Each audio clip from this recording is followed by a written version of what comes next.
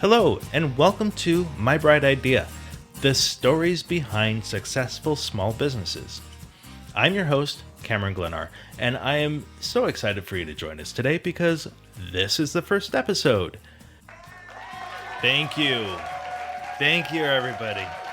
You're too kind. Please sit down. Thank you. Thank you so much. So, I want to take this opportunity to tell you a little bit about myself and why I created this podcast.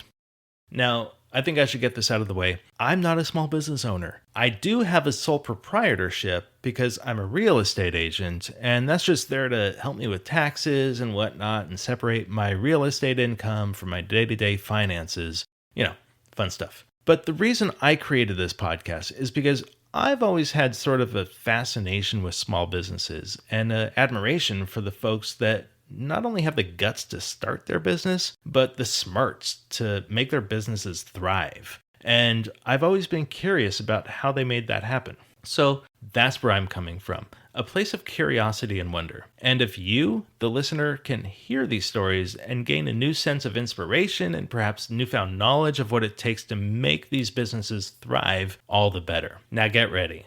It's time to hear some words of wisdom from today's guest, Mr. Zack Krone. He's the president and founder of California Coast Auctions, which specializes in conducting auctions for charities and schools and nonprofits.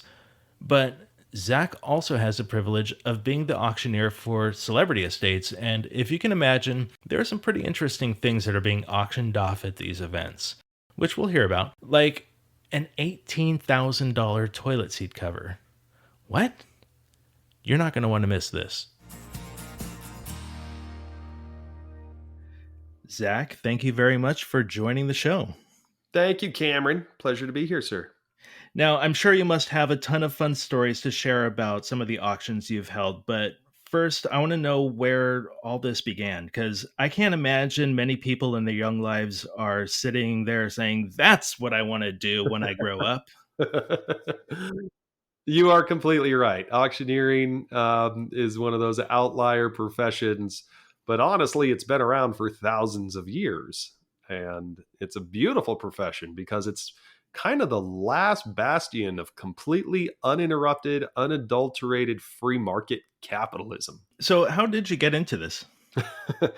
In a previous life, right out of college, I was an on-camera news correspondent for Reuters, and I worked in their entertainment division. I started by getting coffee and wrapping cable and driving the van. And then it eventually evolved to holding the boom mic and carrying the camera and assisting the reporter and watching the movie that the reporter didn't want to watch and, write 500 words on that. And then started working with an Avid editing machine.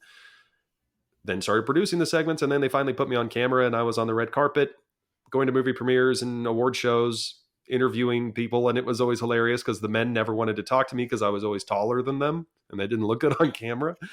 And the women were lovely and more than happy to talk to me, but all of their handlers and publicists and managers said, make sure you mention the necklace and the dress and who designed it. And it doesn't really fulfill you as a human being to be talking about what other people are wearing. At least it didn't for me. I'm sure it does for others. So by virtue of having that job, you're expected, and it is your pleasure and honor to be the MC at various fundraisers when asked upon. It's a very common practice where you'll see, Fred Rogan or Dallas Raines or somebody like that become an MC at a nonprofit event, and that was me for a period of time. Right. These are the local newscasters in Southern California. Yeah, that's exactly right. And isn't Dallas Raines? That's a pretty obvious weatherman name, right? I've always loved his name. Which I met him at an airport. Sweet guy. Love him. He is so animated and fun on TV. I bet he's a really good MC. He is a tan, happy, loving individual. So you go to these events at like the Dorothy Chandler Pavilion and the Disney Concert Hall and, the W and these big, beautiful, lavish events, and all these celebrities are there and all these important bigwigs and whatever walk of life. And they've paid a ton of money to be there, to commiserate, to network, and to give and to be seen giving. And when it comes time to introduce the auctioneer, the nonprofit clearly didn't know that there was a distinction in skill sets. It's kind of like that of law or medicine. Just because someone's both a doctor doesn't mean both are brain surgeons. And so I'd introduce the auctioneer, and God love them, they're great at what they do, but it didn't really apply to have a commercial auctioneer come out onto the stage and saying, "How y'all doing tonight, Hollywood? Let's sell the first item. And everyone's like, what? And everyone just tuned out immediately, like nobody listened, and he lost the crowd. And I saw this dozens upon dozens of times, over and over and over again. And I said, like, there's a need here. Something's missing. And so I saw the niche. And I have a background in theater and performance and on camera work. And so I just knew I could improv my way through this. It didn't look too terribly hard for someone. It was an adjacent skill set.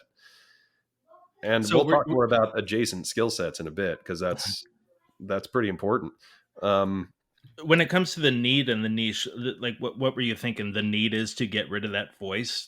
The need was to retain attention and to make it entertaining for this crowd, and slow things down to where they weren't intimidated and they could hear you and you could usher them through the process rather than go so fast. There was no need to go fast. You weren't trying to liquidate hundreds of items. So when I was called to to do an MC job, I said, "Hey, I'll do your auction too."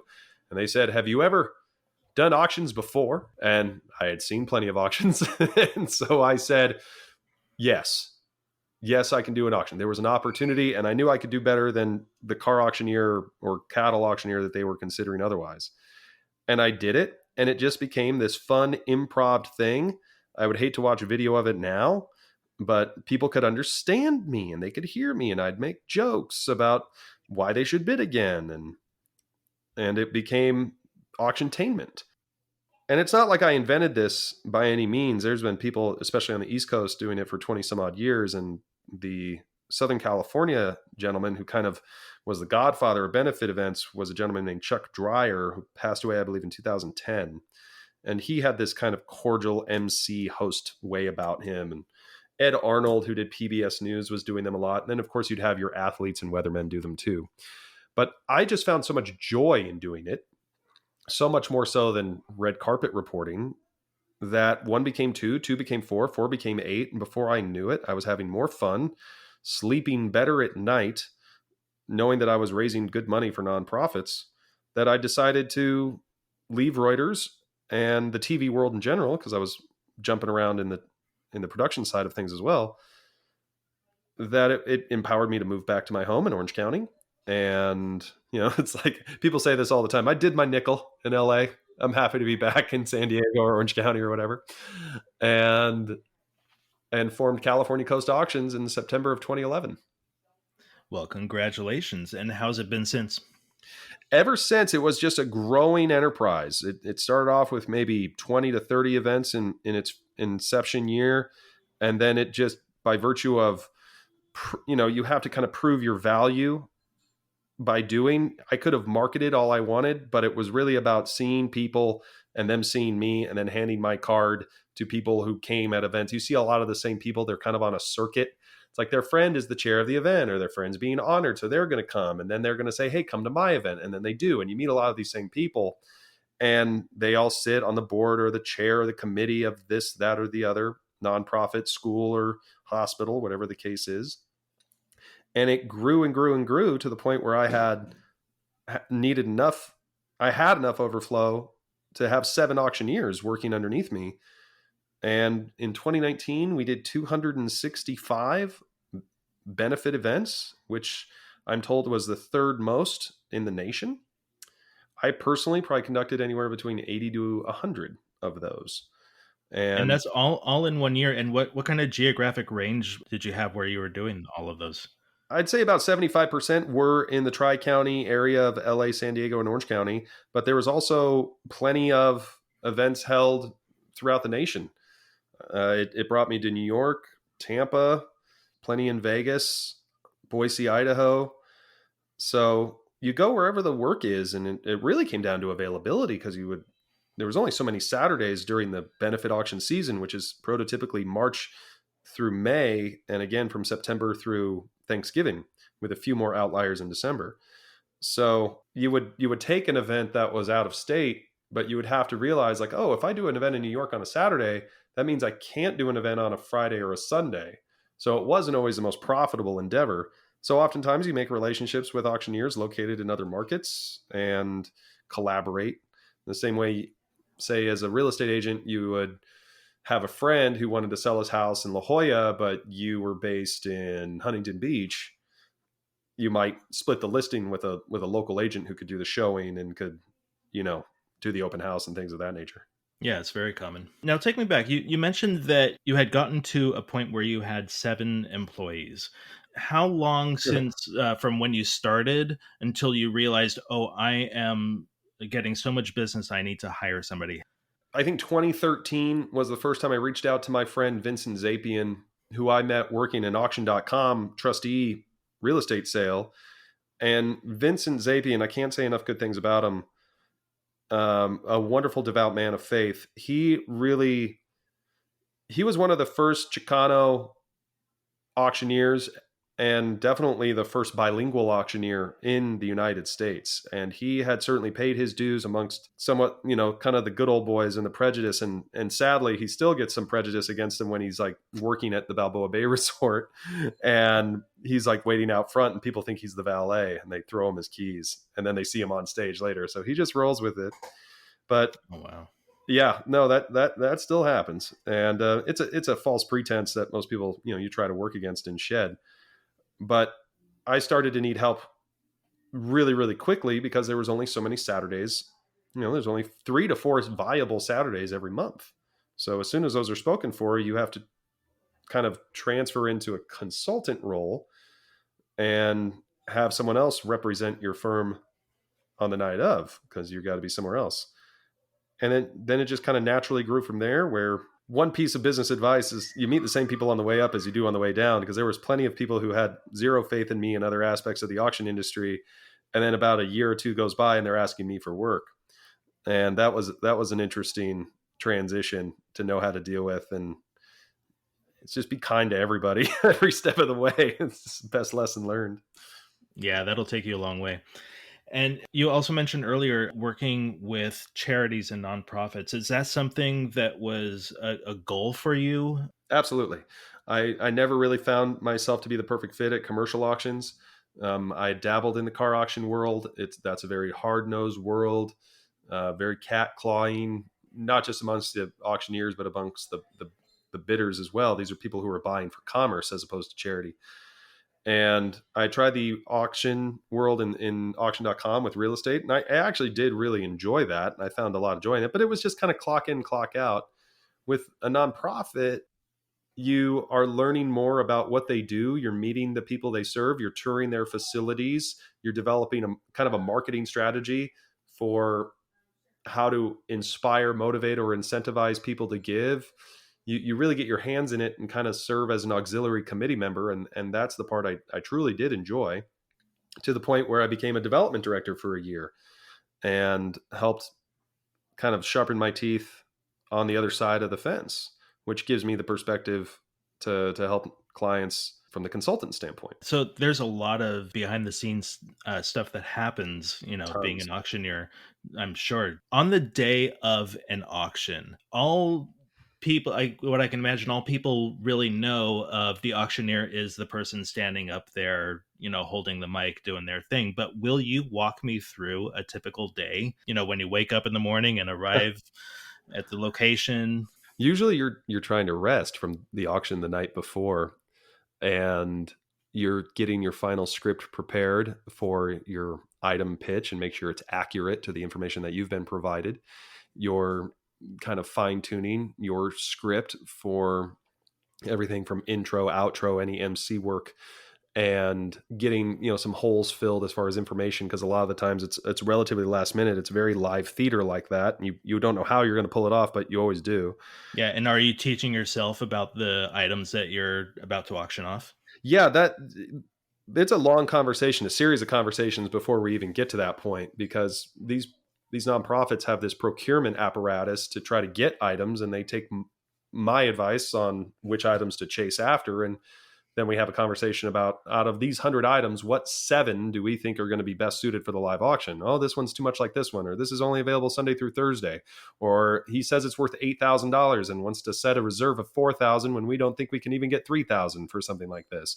So all of those factors play into it to determine what items are actually going to make it to auction. And then, of course, you have to pick those items before they go to print on any sort of bid card or program. And, so the printer has enough time to turn around and make those. And you have to be very cautious about, there's a marketing scheme in how you present that information. If something's not available in December, you say it's available for a mutually agreed upon date, or that usually covers all manner of sin in such a way. And if it's only available Sunday through Thursday, then you can say it's available 5 days out of the week.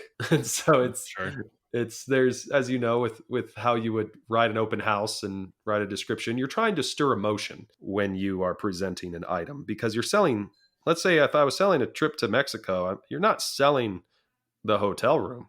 You're selling the fantasy of everything you can do in Mexico. For a lot of these people who are of means, buying a trip to Mexico they're not going to have to put a lot of thought into it, because they're not selling the farm to buy it. Right. So you're just trying to make it sound fun as well. And I love to include humor into the description, because that's kind of the most boring part. So if I was doing something like, this is your chance to enjoy 6 days, no nights, just days, in a beautiful 2-bedroom home on beautiful Oahu on the South Shore, wide in front of Waikiki Beach. This is your perfect chance to enjoy all the fishing, swimming, hiking, biking, tennis, surfing, golfing, shopping, sailing, dining, drinking, snorkel, scuba, laughing, kissing, hugging, dancing, prancing, and romancing.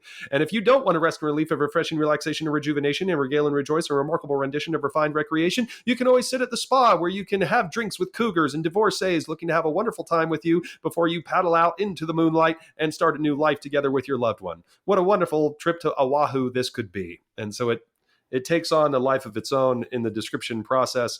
And then you hopefully get them laughing, because if they're laughing, they're paying attention. And if they're paying attention, they're more than likely to bid. And once they start bidding, the auction itself is interlaced with plenty of jokes and one-liners and interaction with people. Sir, we're at $3,500 looking to bid at $4,000. If you bid at $4,000, I can promise you, sir, it's a lot cheaper than alimony. And do you have a birthday or anniversary, sir, coming up in the next 12 months? This package is for you. If you don't bid, we're going to send you to Fresno, California, where you can enjoy everything Fresno has to offer, like Arby's, Chevron, and cassette tapes, all in the same store. The key to a good auction really is to make them curious as to what you're going to say next. Yeah. It's kind of how a comedian can formulate an opinion and make that opinion go down that much smoother, because you're laughing in the process. I remember I was at a gala and there were a lot of celebrities there, and they were giving away things to be auctioned off. And Wayne Gretzky was up there, and he was providing tickets to his hockey team in Arizona. And for whatever reason, nothing would, like, people weren't bidding on it. So he upped the ante just before, he was about to get off stage, and he said, how about I send you there on my private jet? There you go. And all of a sudden, everybody started bidding at it. Do you ever have to increase what people are receiving in order to get the bids moving? I mean, I love spontaneity, and I love kind of trickling out those things. And usually those things are kind of preordained, and we know they're going to happen. We just want them to happen in the right spot. There was a situation, I was working with Seth Rogen for Hilarity for Charity, and I had done that event for like 4 years in a row. And this was the particular year right before that Steve Jobs movie came out that Seth Rogen was in, where he played Steve Wozniak. Yeah. And the package was lunch with Steve Wozniak. And there was people in the crowd that were happily bidding on that. And it got up to like $130,000. And then it kind of like stalled, because the two guys who were bidding on it were clearly people in the tech world who have a interest in talking to Steve Wozniak, the genius engineer behind a lot of Apple products. And then Seth came on and said, I'll join you for lunch too. And then boom, the auction cleared 200,000 in a matter of seconds. And Judd Apatow was sharing the stage with me, and he's like, I want to come. This sounds like fun. And before we knew it, we were over 300K. And then I said, hey, would you guys want to go to lunch twice? And we doubled it spontaneously and raised over 600,000 on a package that stalled out at 130. So spontaneity certainly plays a role. And usually there is a donor who, saw how well the auction was going. They didn't donate prior to the event, but they saw that things were going well and people were, the money was hot, the room was hot. And so they threw in something. They came up and whispered in my ear in between auction items. And I said, guess what? Mr. Sagerstrom is throwing in a chance to have a villa in Pelican Hill with a Rolls Royce taking you there and back with dinner at Javier's or something like that. And people love that because they love it for the same reason they attend a movie or they attended church or they attend a concert. Is you want to feel something. You want to feel something beyond the mundane and feel like you're a part of something special.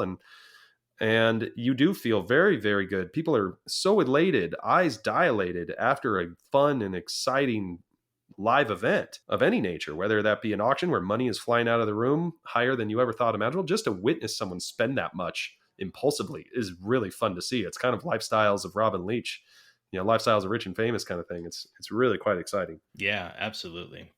So I can't wait. I need to hear some of the fun things that you've sold. Tell me, what's the most unusual thing that you sold? That just something that at the time was just unimaginable. So many weird things to talk about. It really depends on the organization. There's a wonderful organization that's in the LGBTQ community. And so we sold a basket of lube and toys. And people were bidding like crazy, and that was hilarious. I worked with another organization. They were selling a grave plot, for you to be like buried in with the casket. And and so I was like, how can we spice this up?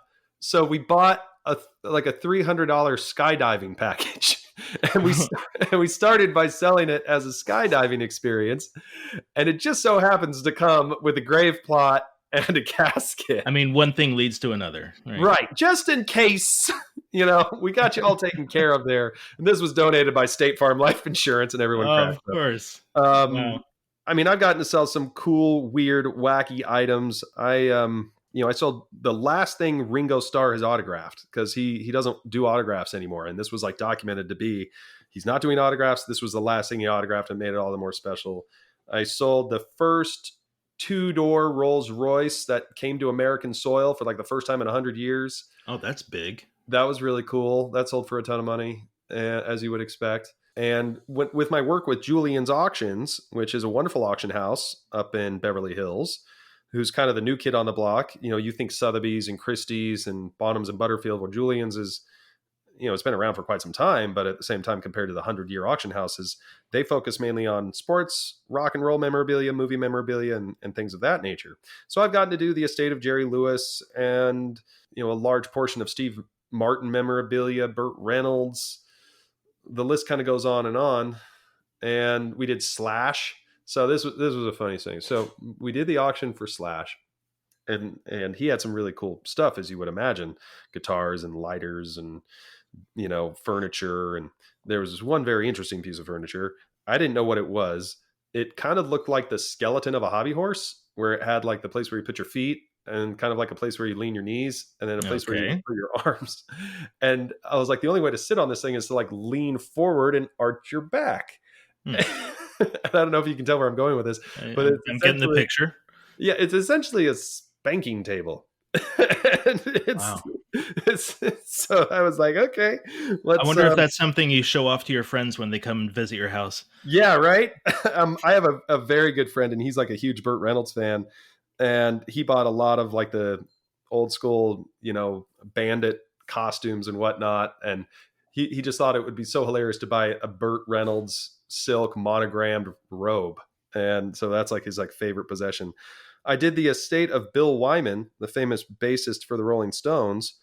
And this guy collected everything throughout the course of his career. If there was any trinket or ephemera that the Rolling Stones created on any tour that he was on, he got one of them. He loved his merch. And the Rolling Stones have licensed their logo to anything. And in that collection was a Rolling Stones toilet seat cover. A big tongue on your toilet seat. Yeah, like what your grandma would have. It's like goes over the top lid of the toilet seat, and it was like yellow and shag carpet with the Rolling Stones tongue and lips label, and that sold for like $18,000, I think. I made $18,000 for a toilet seat cover. For a toilet seat cover. And I made a joke, kind of tongue in cheek. I was like, did we just set a record for the world's most expensive toilet seat cover? And sure enough, we just called Guinness because they were kind of the backstop for these sorts of things. And they said, no, you just set the record. So I, Zachary Krone, Wow. can proudly say that I have the record for toilet seat cover. That is incredible. And God, I can't imagine who buys a toilet seat. Like, okay, so this must be the ultimate merch collector. Like, is Yeah. somebody that started out with stickers and t-shirts and then they move their way up to guitars and then it's like, oh, what do I get next? Oh, the toilet seat cover, of course. Yeah, it's like the one thing you don't have. That's what made it so special because it might be hard to find. It was a limited production relief. People get connected to items because they're connected to it from a nostalgia, memory, emotional standpoint. That's why anybody collects anything, whether it was baseball cards as a kid because their dad took them to Dodger Stadium to see Sandy Koufax play, and there's just such happy memories with that. Um, toys. There's a huge market for that, and anything celebrity related, Hollywood related, art world, something that stirs you and moves you. That people like to buy art as well because it can be a showpiece and it will appreciate in value with the right name. So, Yeah, and that's really something you think about when you think about Christie's or mhm, Sotheby's. One of these big auction houses is the big pieces of art. right. And Julian's kind of cornered the market on street art.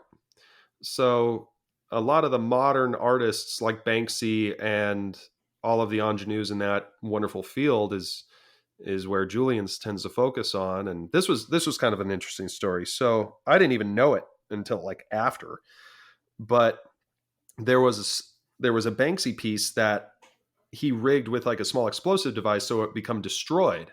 It was at an auction, not Julian, somewhere else, and I believe this piece just exploded, spontaneously combusted. And the bidder still like I think wound up buying it in its deformed, wreckage state. So fast forward several months later, Julian's is doing an auction with a Banksy piece in it, and it was the first piece to come up for sale after that explosion has happened. And lo and behold, there I am getting ready to sell this thing, and there's all this media there, and it's really weird. Like no one is there for you; they're there to see the piece explode next to you. It's like that's how race Gosh. car drivers must feel. Like no one's there to watch you race. They're there for the crash.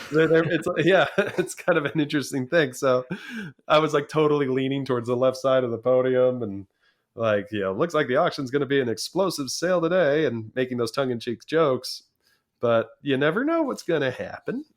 Have you ever seen anything go terribly wrong? Um, I've heard stories of things going terribly wrong. There was, as far as terribly wrong is how do you define that? Because if you're a good auctioneer and a good consultant, you'll recognize the red flags before they happen. And, most of the time people are saying things like, I want the bidding to start off at 20,000 on this glass bust of Kareem Abdul-Jabbar. And it was like, who in this room is going to spend that? And why would we start that high? And when there's ego tied into an item, you try to nip that in the bud. It's a lot like being an engineer where you see this building and it starts swaying in the wind and you start thinking of all the weak spots and filling it. Maybe it's because I block it from my memory, but I no, I can't really say that I've seen things go terribly wrong. Well, that's I good. I keep auctioneers, but in general, benefit auctioneers, they don't know what the other auctioneer is doing. They only hear about the events that didn't go 100% well. And so when something like undersells or an auctioneer says sold before they've hit the reserve, which is a big no-no, the thing that an auctioneer can do wrong is get ahead of themselves. I'm thinking of one. There was this auctioneer who was so, I don't want to say his name, but he was a commercial auctioneer and he was so arrogant that he would turn off the crowd. And it would make my job at the time as a ring man, someone who worked the floor of the auction, makes my job very difficult. And he put the ego before himself. And Nietzsche said, ego will always interfere with progress. And that's certainly the case. And it takes a healthy ego to think you can get up in front of people and make them laugh and ask for money at the same time. Every auctioneer has to think that they're the best at their job, best in the world in order to have the gumption to get up there. But this guy thought a little too highly of himself. And the auction just, nothing sold. Nobody liked this guy. There was no trust, no rapport. It was just Wah, awful. wah. It was just such a dud. And after the auction, he was like, "What happened, Zach? How come you didn't catch any bids?" And I said, "What's the difference between an auctioneer and God?" And he boastfully says, "Nothing." And Yep. I say, "God doesn't think he's an auctioneer." And I said that loud enough for it to be an earshot of other people, and everyone just cracked up because clearly he just walked right into a joke that pointed out the obvious, that his ego was just way too big. And that happens a lot with auctioneers. There's prima donnas out there, and it's like I keep it all in the check because I realize that nobody is buying a ticket to come to this event to see Zack Krone do an auction. It's the same mentality a DJ or a cover band would have. We're accoutrement, we're part of it, but at the same time, as an auctioneer, you're very tied into the success of how well the nonprofit performs. Sure. Yeah. Things go wrong when you forget that and don't put got to put the nonprofit first. That's really what it comes down to.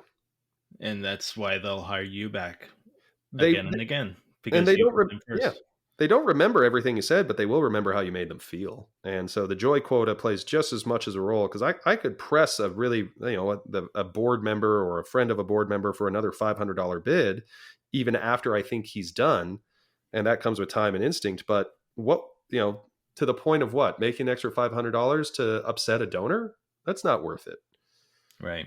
You had a good year in 2019. Here we are at the beginning of 2021. 2020 was an interesting year. Was it? What for? Why? Just a little. Did you adapt? How did you get Oh through gosh, 2020 dude, and survive as an auctioneer? I remember the day. It was like March, what, 12th, 13th. I was actually in an escrow and title office buying an investment property. And all of a sudden my phone starts blowing up, cancellation, postponement, we need to talk. And boom, just like right off the bat, the rest of March and half of April were gone. I literally stepped out of the room and stopped the signing process, which would have made you as a real estate agent just like go, what the heck? Yeah. Which is exactly what happened to my real estate agent. He comes outside and goes, "What the hell are you doing?" And I said, "I just lost my income for the next 6 weeks." And he Oh, was like, "Well, you can't just walk away from this sale." And I was like, "I don't know. Should I? I should keep my liquidity." And he was like, "Don't worry. This thing will blow over. The market, if you come into a pinch, you'll just sell this and you'll make a little bit of a profit. I'll keep the commission low." I was like, "Well, aren't you a mensch?" And so I wound up buying the house. But there was kind of two camps that seemed to have happened. There was auctioneers who said, "Don't worry about it. Let's just postpone to do a live event in the fall." And there was auctioneers like me who said, "No, no, no, no. We got to do something." So I adapted very, very quickly. I think I actually did my first virtual fundraiser on the last Saturday of March. So only like 2.5 weeks later, because nonprofits were calling me and they were of saying, "Zach, course. what do we do? How do we prevent us from having to refund ticket sales, from having to give back sponsorship dollars, but not offer them the same value proposition?" I was like, "We need to go virtual." And virtual events were already kind of like, dabbling in the market, because you had these nonprofits with an international donor base or a coast to coast donor base. And so they were talking about, streaming the event on YouTube and getting people in, New York or Florida or Chicago bidding for your event in LA. So I knew it was on the horizon. It seemed that COVID just kind of expedited it, like it did many things, and put it at the forefront. And I learned really quick. I think my first 3 or 4 were just absolutely terrible, because we had made the mistake of trying to put a gala on screen. And whenever you are watching anything on screen, you have this innate demand for entertainment value. And God bless them, but there isn't much entertainment value in a speech from, either an award recipient or a chair or a president of some kind. Sure. Um, so I learned very, very quickly that this is television. And I've kind of been touting the fact that we are taking a page out of the Jerry Lewis telethon. And what Jerry did so well was reciprocity. He did one part entertainment, one part fundraising, one part entertainment, one part fundraising, back and forth for several hours. And I'm still kind of preaching that to this day to the newcomers, but everyone's a first time client. It's like with you, everybody's a first time home buyer. So there's a little more hand holding involved, which is fine. Sure. And then as I continued to grow, I never thought my background in television would play such an integral role in fundraising, but here we are. And so all this is done now in studio. There's sometimes teleprompters, there's a mobile bidding app and page, and then there's the supplantation of value that live events had. Live events had the dress up and the networking and the fillet and the DJ and the nice venue and all that fun high society stuff. And you have to replace all that with other methods of entertainment. And luckily, these events are incredibly cheap to produce compared to a live event. Booking a venue is anywhere between $10,000 to $70,000, Right. whereas booking a studio is going to be less than 15 on average. So the cost benefit ratio of trying this new medium out is certainly there, and it's not going anywhere. This is kind of going from Blockbuster to Netflix in so many ways, and you don't want to become Blockbuster in a Netflix world. I mean, I'm sure people are going to go back to being in the room because you can't replace that Right. live event. But you see this sticking around, Absolutely. virtual auctions. To be a good fundraiser is to appeal to human nature, and there is an innate human nature to congregate, to not feel alone, to be a part of something bigger than yourself, to party, to see and be seen. We are vain, lonely creatures, and we are always interested in a much more visceral experience. Same reason why theater is still alive and well, that kind of thing. Concerts and church, church versus a virtual sermon, what's going to be more moving? So the live event will come back, I have no doubt. But yeah, I think virtual events are here to stay. And a lot of nonprofits and schools are making the mistake of thinking in such binary terms in a black and white world of, do we virtual or live? And I'm saying, no. Congratulations. Virtual and live. A whole new revenue stream is being carved out for you. Usually a nonprofit would do the gala in the spring and the golf tournament in the, early fall. And now they have a third option to throw in there. And that third option is very egalitarian. It's very accessible for the new donor base. Because the other side of human nature is to stay comfortable, stay on your couch, stay in your PJs, get food delivered to you, be a little more isolated. I think there's going to be this wonderful revival of live events when they can come back. There's going to be hybrid events that are going to accommodate the people who can't or won't come out to a live event. So it's going to be, you're going to have both. And then there's going to be those virtual events, which I think will integrate a whole new generation of donors to become familiar with philanthropic causes, because the castle walls were kind of high with a live event. It costs a lot of money to attend one. And that wasn't always in the cards for a lot of people. But now it's practically free, if you want it to be free, to watch it on YouTube Live or Vimeo Live or Facebook Live or whatever. Also, during the pandemic, while you went virtual, were you able to keep your 7 employees, or gainfully employed or semi-employed? There was some overflow. The 7 independent contractors who were auctioneers, they also moonlight. They had their other day jobs as well, because I would always serve as consultant and I'd set up the event for them to conduct. They are all doing wonderful in their own right. One went back to car auctioneering. One is full-time real estate. One's actually a producer on a new show called Mom on CBS. His name is Steve Sandoval. He's great. Another one is a buyer for different automotive things. So they're all still around should I need them. I personally conducted 54 virtual events in 2020. Nice. So I kept myself pretty busy. And I learned recently that that's more than any auctioneer in the country to have done virtual fundraisers in that volume. Wow. And let's call Guinness about that one. Well, let's see. And there's room always for them because they each bring a unique skill set based off of their location. Are they bilingual? Are they, the closest thing you can get to me without being me? Are they going to be more flexible on price and things of that nature? So yeah, they're still there. They're waiting in the wings and they're patient, and they could be called upon when necessary. And these days I just kind of give them the job because of that new independent contractor law. Even though we're classified as entertainers and I believe we're exempt, there's no point in taking the risk. So I can source leads for them. That's the best way I can put it, and consult alongside them. And help be a job creator without, because it is a gig. It's a one-time affair where you're being hired once for the entire year. So there's no need for the employment classification. But I think that's Yeah. what a lot of small businesses are trying to learn and understand and adapt in 2020 is not only how do I keep afloat in 2020 because of all the, laws and restrictions and business, depending on your line of work, but also how do I navigate these new regulations? So California doesn't make it easy. Are you going to stay in California, or what do you plan? I'm always going to have a place in California. California is my home. I grew up in San Clemente, class of 2000, San Clemente Tritons. It's what I love. It's where I'm from, and it's always a part of me. And so California Coast Auctions isn't going anywhere by any means, but I think California is forcing a lot of people to look outside its borders for income. And so I've been targeting other underserved areas. Like I was looking at Portland and Seattle, but there's already so many benefit auctioneers there. They have it so canvassed. So Vegas is relatively underserved. Boise is underserved.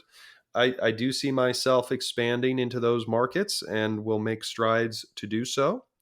And while at the same time, by not having to consult and manage on 265 events and keep myself at around the 50 to 60 mark, that's 1 to 2 auctions a week. That leaves me time to spend with my 6-year-old and my 2-year-old boys, and more time with the wife, and get my pilot's license and check off some other boxes as I, life in your career is like a series of hills and mountains. You get to the top of the first mountain, which is essentially get your career to the point where you can buy a house, establish a client base, and have, kind of a regulatory expected amount of income.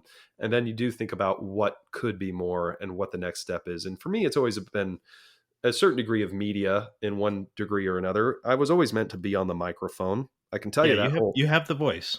That's for sure. Thank you. I hope I probably have the face too for radio. I love being in front of people. I think Jerry Seinfeld said people's biggest fears are public speaking and dying, which means you'd rather be in the casket than giving the eulogy for most people.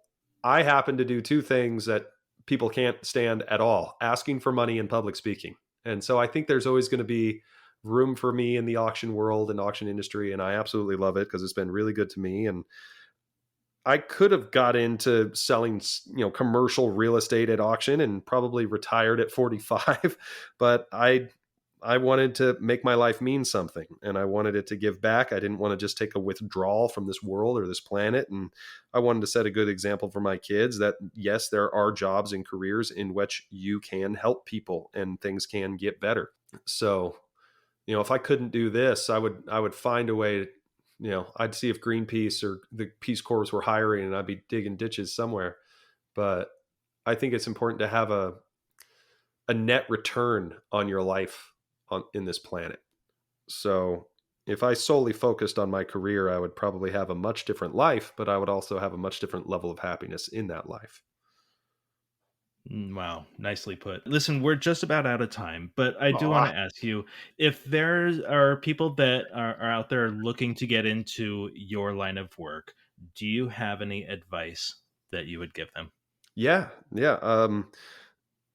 First, you have to almost develop the same skills as that of an actor. You have to learn your way around improv and feel comfortable in your own skin on stage. And there's only one way to do that, and that's by doing it. You can't pick that skill up in a book. It's like a musical instrument. So get practicing on that and take that seriously, because otherwise you'd be stuck in the commercial auction realm. There are auction schools. I went to auction school, the Worldwide College of Auctioneering. It was a 12-day intensive where you learn to do the chant in all matters of forms, the legalities and the ethics of different aspects of auctions. And so any aspect of the auction industry can be learned and picked up. They like to say a good auctioneer is born, not made. And while that's true to an extent, I think anyone who has the gift of gab, the gift of sales, a personality and customer service, and is not afraid to get on the mic can thrive in it, because it's still a very underserved niche profession. While at the same time it is somewhat freelance and it is very competitive, it's always about the hustle. It's always about how well you market yourself and how well you treat others and how you are willing to kind of apprenticeship. It's one of those few careers now. I'm sure when you were starting out in the real estate game, you would start by doing rental properties and holding open houses for another agent. And Yeah, then, absolutely. so don't be patient in that process. There is a lot to learn because it's a very instinctual job. So, you pay your dues in this industry to get to where you want to be, and be committed, because this is a 7-day-a-week job. I am on the phone, on Zoom, in meetings Monday through Friday, and then I'm doing auctions on Saturday and sometimes Sunday as well. So there's not a lot of time off, because when you do run your own business, you're either working on your business or in your business. And if you're not doing the auction, you're still doing all the admin stuff and all the state requirement stuff, and having a corporation. And you're also working on your marketing in one way, shape, or form, and trying to move forward in other fields of the auction industry. And you go where your interests are. If you're interested in learning about auction software, you go in that direction. If you're interested in auction consignment, selling vacation packages, you can go in that direction.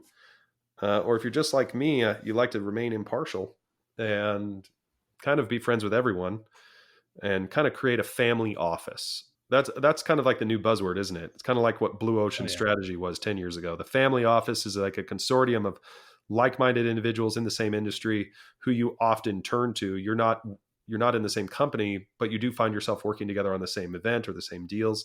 So like, you have your mortgage broker, you have your pool guy, you have your landscape guy, you have your escrow and title people that you like best. And it's kind of the same thing in my line of work, because there are the auction software companies that you like, or the consignment companies you like, or the venues you like.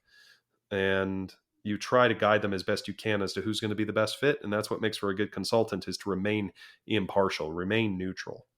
I think you found your calling. It's really, you're poetic when you speak about this, and I really appreciate your time here. Will you tell our listeners where they can find you if they want to learn more about your business? You can go to either zackkrone.com, which will take you to California Coast Auctions, cacoastauctions.com. You can find a lot of my exploits as well on Facebook and Instagram under Zack Krone, or Zack Krone _auctioneer. And I'm working on this kind of new venture with a friend of mine called Idaho Benefit Events, where I'm franchising my work up to Idaho, where live events will probably come back a lot sooner than they will in Southern California. So that's going to be released pretty soon. But California Coast Auctions has everything you could ever hope to find on me in every aspect of shameless self-promotion. Awesome. So thank you, Cameron. Appreciate the time. Take care, Zach. Thank you. Now that was fascinating. It's so great that Zach devotes his business to helping charities and nonprofits, and he has the opportunity to be a part of pop culture history, if you will. Can you imagine being the one who auctions off all that memorabilia? And now I'd like to thank you, the listener, for sticking through the first episode of My Bright Idea. Please take a moment to hit subscribe so you can hear all of my upcoming episodes with more fun and inspirational stories from small business owners. And if you would like to see our guest bios or be a part of the discussions behind the scenes, you can find us on Facebook. Just type in My Bright Idea and join the group. If you or anyone you know would like to be a guest on the podcast, please go to mybrightidea.podcast.com, go to be a guest, and submit your story there. Thank you, everyone. I wish all of you an abundance of success and happiness, and we'll see you next time.